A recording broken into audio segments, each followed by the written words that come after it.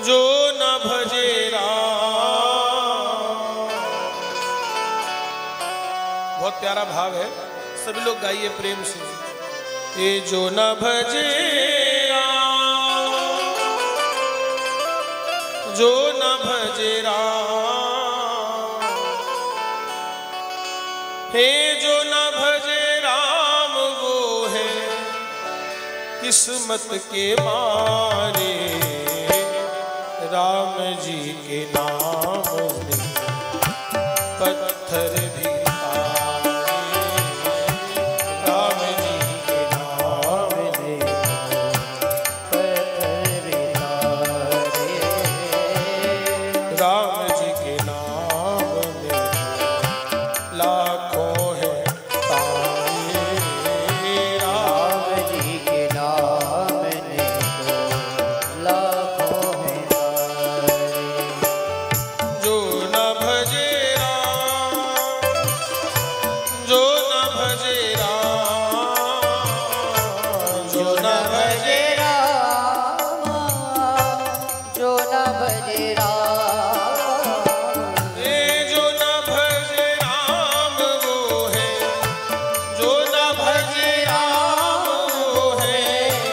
किस्मत के मारे। राम जी के नाम में लाखों है राम जी के नाम में लाखों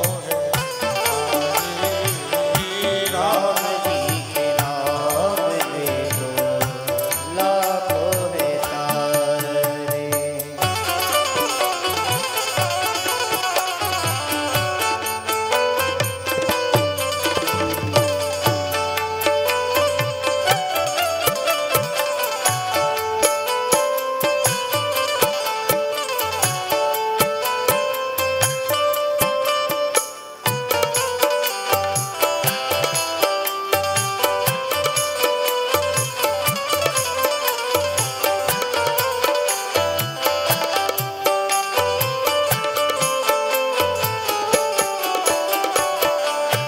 राम जी के नाम को तो शिव जी ने ध्याया, तुलसी ने अपना सर्वस्व लुटाया।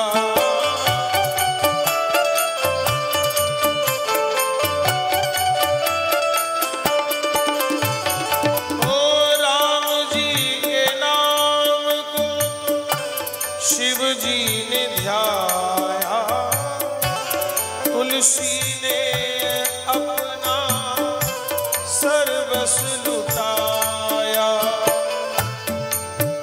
ओ कबीरा भजन कर, कबीरा भजन कर, भये मतवारे। राम जी के नाम में पत्थर भी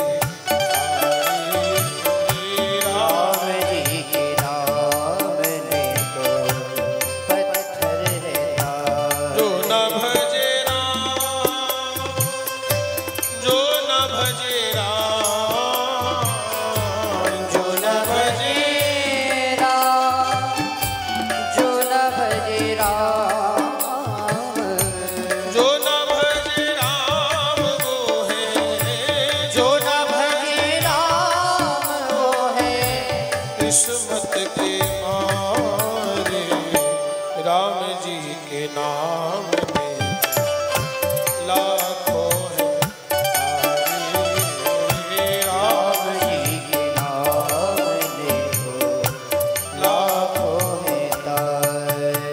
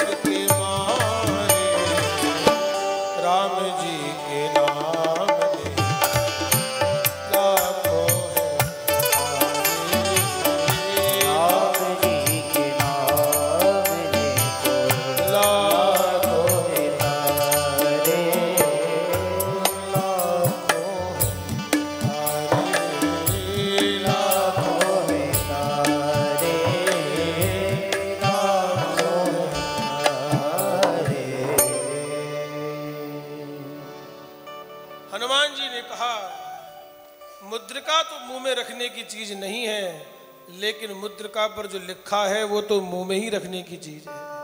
उस मुद्रिका पे लिखा है राम नाम। और देखो, पहले गांव देहात में आपने देखा होगा, अब आजकल तो हर जगह लाइट पहुंच गई, और जहां जहां लाइट पहुंच गई तो वहां इन्वर्टर भी लग गए, अब इतनी समस्या नहीं है। पहले गांव देहात में पुराना जीवन देखा होगा कि लालटेन जला करके भी लोग काम चलाते थे, बिजली थी ही नहीं गांव में। तो नारायण, वो लालटेन ऐसी जगह रखी जाती थी, उसको ऐसी जगह टांगते थे भैया कि वो भीतर भी प्रकाश करती थी और बाहर भी प्रकाश करती थी, भीतर बाहर दोनों जगह प्रकाश करती थी। तो भैया राम नाम भी क्या है? बोले इस राम नाम रूपी मणि को अपनी जीभ के द्वार पे रख लो। राम नाम मणि दीप धर जीह दे हरि द्वार। इस जीह की देहरी पर इसको रख लीजिए तो तुलसी भीतर बाहि रहू जो चाहस उजियार। तुलसी भीतर बाहि रहू जो चाहस उजियार। अगर भीतर बाहर प्रकाश चाहते हैं, भीतर बाहर प्रकाश चाहते हैं तो उसको अपने जीभ के द्वार पे रख लीजिए, जीभ के द्वार पे रख लीजिए। तो हनुमान जी महाराज ने कहा ये तो मुंह में ही रखने की चीज है। तो प्रभु मुद्रिका मेली मुख माही जलधि लांग गए अचरज लांग गए। स्वामी ते सेवक बड़ो चारों जुग प्रणाम, और सेतु बांध रघुवर गए और कूद गए। हनुमान जी कूद करके चले। तो श्री हनुमान जी महाराज यहां से आगे चले। अब देखो किनके प्राणों की रक्षा करेंगे। अब बंदर भालुओं के प्राणों की रक्षा करें। रास्ते में कोई साधु संत मिल जाता है तो उसको सब घेर लेते हैं, और घेर करके उससे पूछते हैं कि सीता जी का पता पूछते हैं। और कोई राक्षस मिल जाता है तो उसके नाक कान काट लेते हैं, उसके चपेट मारते हैं। कतऊ होई निश्चरते भेंटा, और प्राण ले एक एक चपेटा, चपेट मारते हैं। और कोई साधु संत मिल जाते हैं तो उनसे सीता जी का पता पूछते हैं। अब इसका क्या तात्पर्य है कि ये संतों से क्या पूछ रहे हैं कि जानकी जी को कहाँ मिलेंगी, सीता जी कहाँ मिलेंगी, सीता जी कहाँ मिलेंगी। इसका संकेत संत लोग ये बताते हैं, बोले संतों से ही पूछना पड़ेगा कि जीवन में शांति कैसे मिलेगी, कि सीता जी शांति स्वरूपा है। शांति सीता समानीता आत्मा रामो विराजते। तो इन संतों से ही पूछना पड़ेगा, महाराज आप इतने आनंद में कैसे रहते हैं, आप इतने सुखी कैसे रहते हैं, आप इतनी मौज में कैसे रहते हैं, आप इतना चित्त आपका शांत कैसे है। उनके जीवन में शांति है। देखो एक बात आपसे मैं जरूर यहां पे कहूं, जो साधु होकर के संत होकर के भी जिसका मन उद्वेग में रहता है, उद्विग्न रहता है, तो फिर अभी पूरी तरह से साधुता आई नहीं है ना। अरे संत की तो अपनी ऐसी मौज होती है महाराज, वो जहां बैठ जाए नारायण मेला लग जाए। एक संत कहा करते थे, बोले संत कैसे? बोले अकेले में मेला और मेले में अकेला। अकेला बैठा हो तो ऐसा लगे मानो मेले में बैठा है, और मेले में बैठा है तो मानो ऐसा कि अकेला बैठा है, कोई मतलब ही नहीं है। संतों की अपनी मौज है। मास्टर जी एक कथा हमारे महाराज जी सुनाया करते थे। बोले एक बाबा जी पड़े थे गंगा किनारे, तो एक व्यापारी आया, सेठ आया। अब सेठ तो भाई सेठ जैसी बातें करता है, वो तो देने लेने की और पैसे की इधर उधर की बातें करेगा, प्रपंच की। उसने कहा बाबा जी दिन भर गंगा किनारे पड़े रहते हो, कुछ काम ही कर लिया करो। बोले क्या कर रहे हैं आप बताओ? बोले भजन करते हो। भजन से मतलब नहीं है। अच्छा लोगों की सोच कैसी है, अगर कोई ये कह दे ना, बोले क्या करते हैं? बोले ठाकुर जी की सेवा करते हैं, थोड़ा भजन करते हैं। अरे बोले ये तो ठीक है, और क्या करते हो ये बताओ। अब बताओ ये कोई काम नहीं है क्या? लोगों की मानसिकता ऐसी है ना। अब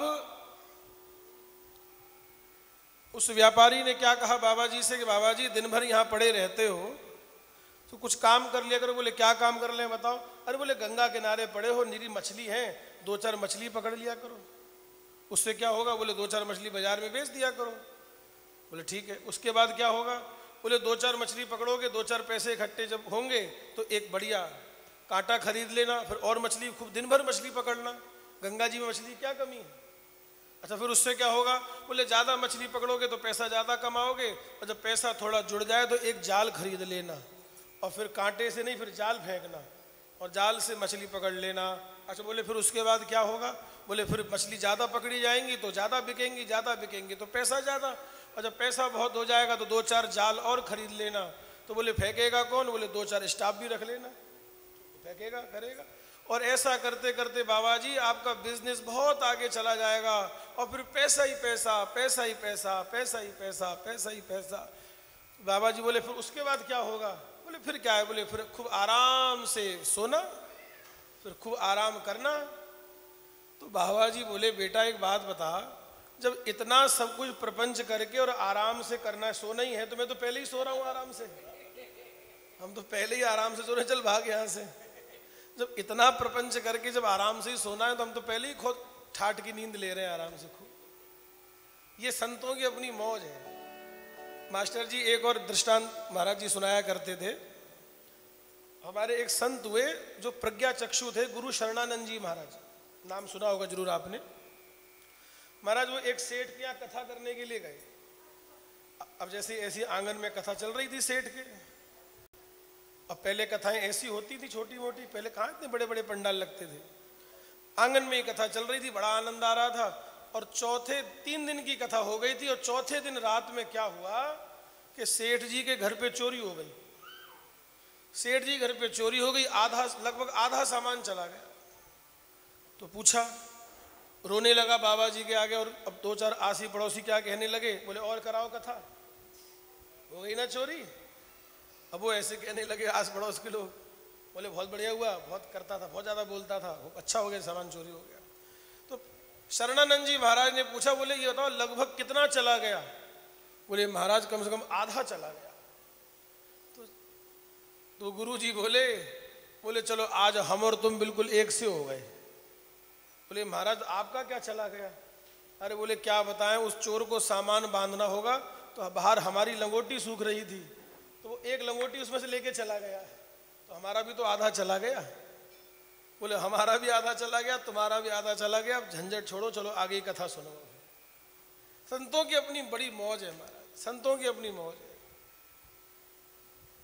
वाह वाह रे मौज फकीरां दी, संतों की अपनी मौज है नारायण।